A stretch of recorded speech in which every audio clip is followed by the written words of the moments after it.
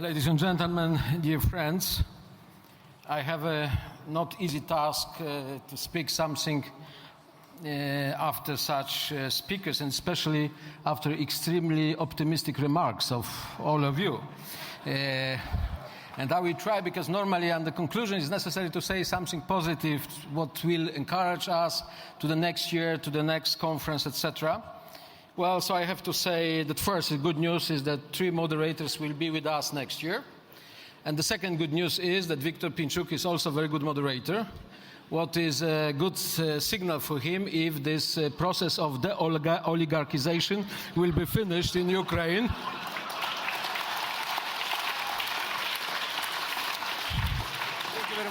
And he will have 2 options, to run for the president or to be moderator during our conferences. But seriously speaking, I would like to share with you, it cannot be summary, it cannot be conclusion, because this conference, as usual, was very energetic, very rich, very deep, and many insights are really, even we should think and rethink about it in the next days. But I would like to start with first very general remark, because if you see all the problems, and the problems were quite well described by our colleagues some minutes ago, it's necessary to say that the time of change, of a deep change, is going, and the problem is not a change as such. The problem is the pace of the change. And we are not prepared to accept, to adopt these changes so fast as they are going, because of technology, because of globalization, because of politics, because of new geostrategic situation, etc., etc. So my opinion, and I think this is very important for politicians, for businessmen, for all of us, for the citizens also, to understand that time, the period which we have in front of us, is a time of chaos. It's a time of chaos. And we shouldn't be afraid about it. We should accept that that is such period of the history when old paradigms don't work and new paradigms don't exist. So in Latin language is a very nice description. The process in statu nascendi is going. That's first. The second, I think, is necessary to understand that globalization is the process which changed our life very much, and in my opinion is irreversible. And that is next. Unfortunately, I will have only very few optimistic remarks, but this one is quite, in my opinion, optimistic. In my opinion, everything what we see now, this strong wave of populism, these populistic leaders, that is the last battle of populist nationalists against globalism. It's the last battle. Because they try to not slow down the process. They want to reverse the process, what is absolutely impossible. Of course, the question, extremely important question, is what price the world, we, all of us, will pay for this episode of the history. That is a very important question for many countries in the world today. Because knowing the history, we can imagine that the price can be the war, the price can be very serious conflicts, the price can be collapse of the economy, the price can be this unbelievable move of migrants, etc., etc. But in any case, I'm sure that globalization is irreversible, and secondly, that is the last battle. You know, in old time it was such very famous song, I will not sing, don't worry, song International, and that is this phrase with the last battle. And next element of this situation is, of this chaos, of this chaotic situation, unpredictable situation which we have now, is of course geostrategy or geopolitics. Because we know very well that the time of Cold War is definitely finished. We know very well that the time of leading position of the United States is finished also. And we know very well that this new concept of the world with many centers is coming. But still, we can imagine that China will play such role, that European Union wants to play, America, of course, will play such role, Russia wants to play such role, but this architecture also is not defined, is still under construction.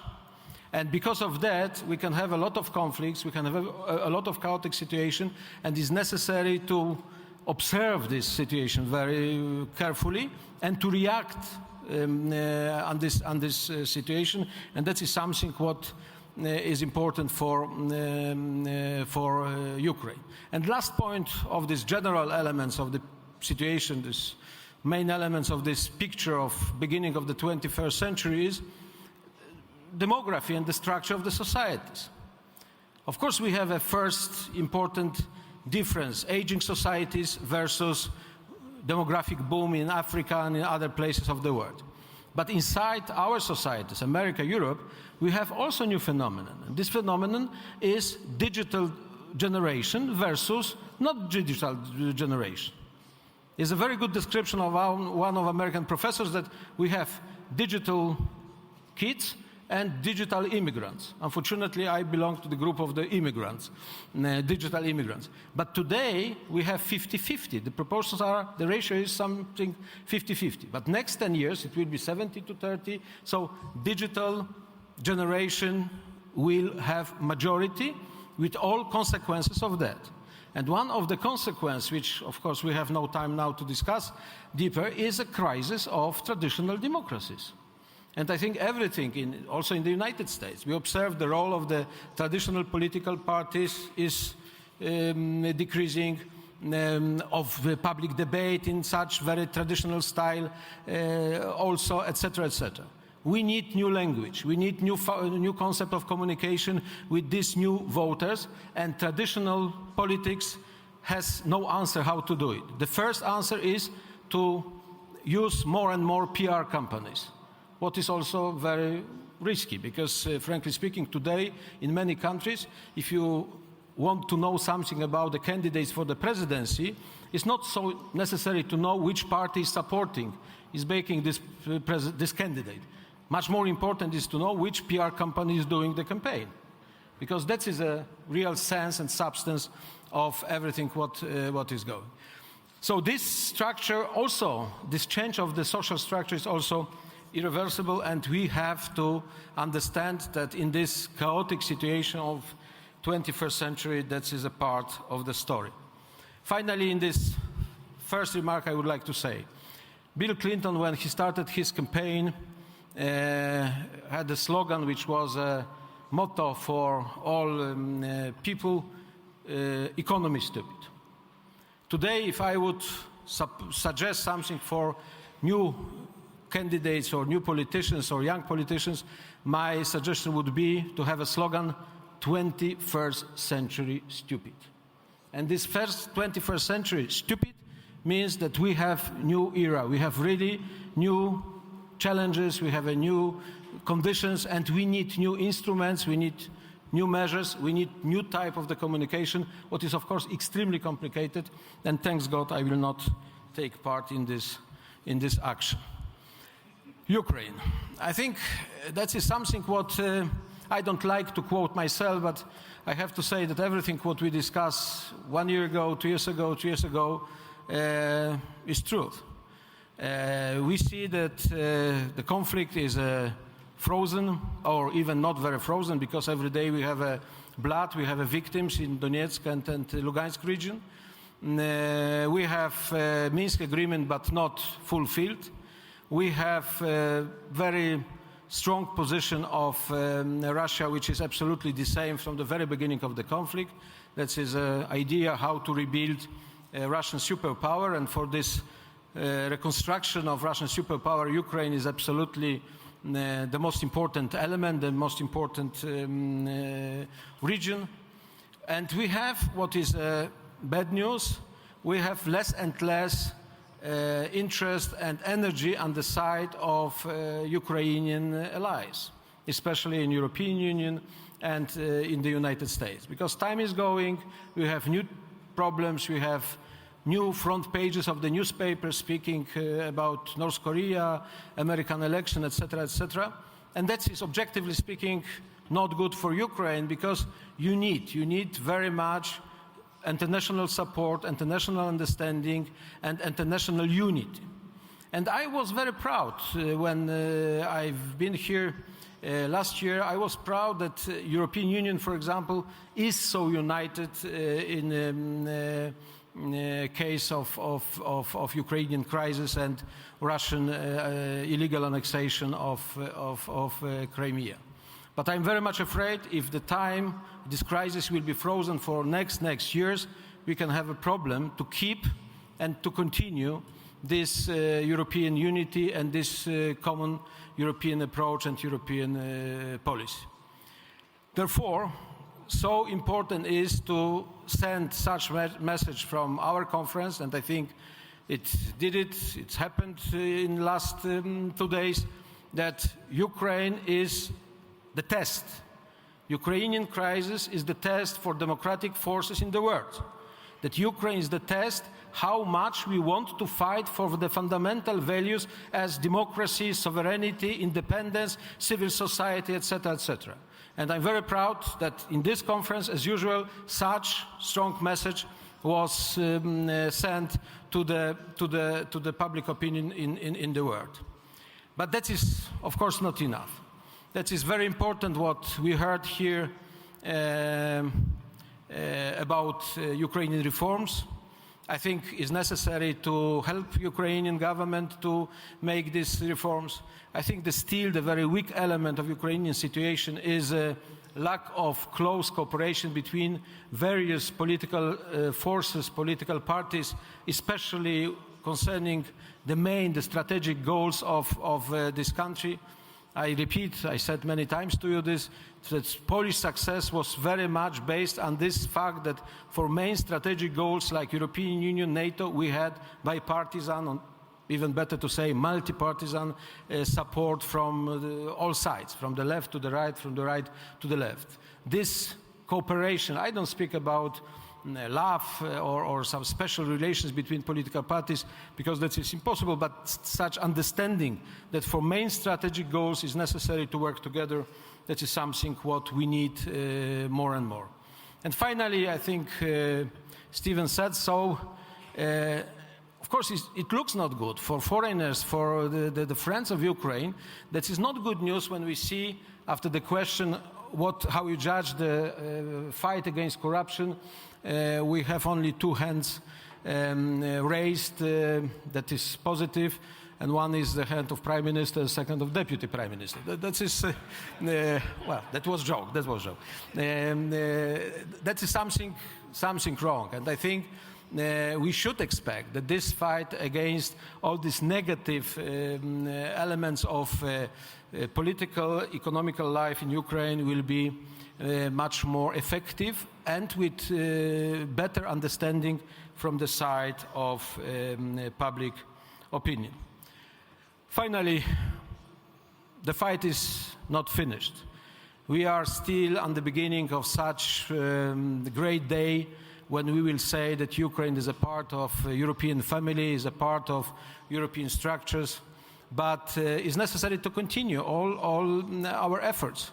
It's necessary to continue such discussion, debate, such concrete actions, decisions of the government, decisions of the parliament, and international support for sovereign, independent Ukraine. And that is our 13th meeting, and I know from the first meeting until today that we can count on you. And thank you very much for your support, for your understanding, for your role which you play internationally and in your countries, because Ukraine needs this support very, very much.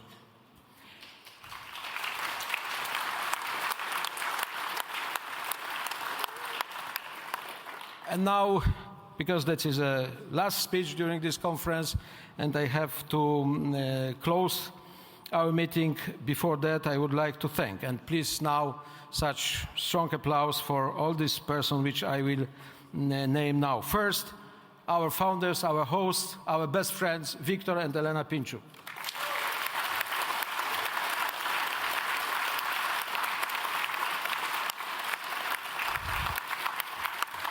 I tell you, Victor, because we are good friends quite a long time, that in this conference, during these 2 days, in this place with these fantastic paintings and piece of arts, I have to say that Kievsky Arsenal, no doubt, is a strong part of Europe, is a strong part even of European Union, and probably is the best future of European Union. Thank you for that.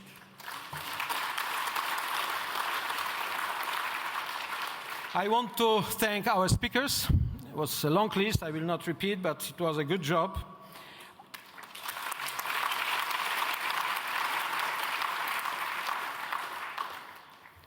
Many thanks to our moderators, Stephen Sakur, Richard Haas, and Farid Zakaria. And we expect you next year. And today you decided to make very risky thing to offer to us some prophecies. We'll see. We'll see what will happen after this 1 year. I would like to thank media partners, ICTV, Ukraińska Prawda, Nowe Vremya, Kiev Post, and Radio Era.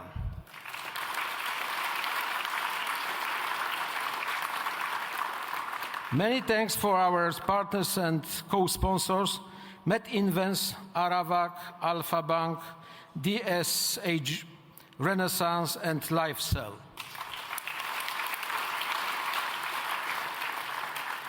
And now, please, burny jedouga nie smałkajmy aplodismenty. Proszę was, please.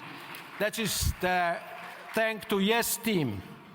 Switłana Kowalczuk, Oksana Kolakowska, Natalia Wołk, Elena Rybałko, all the team led by Thomas Weyer. Thank you.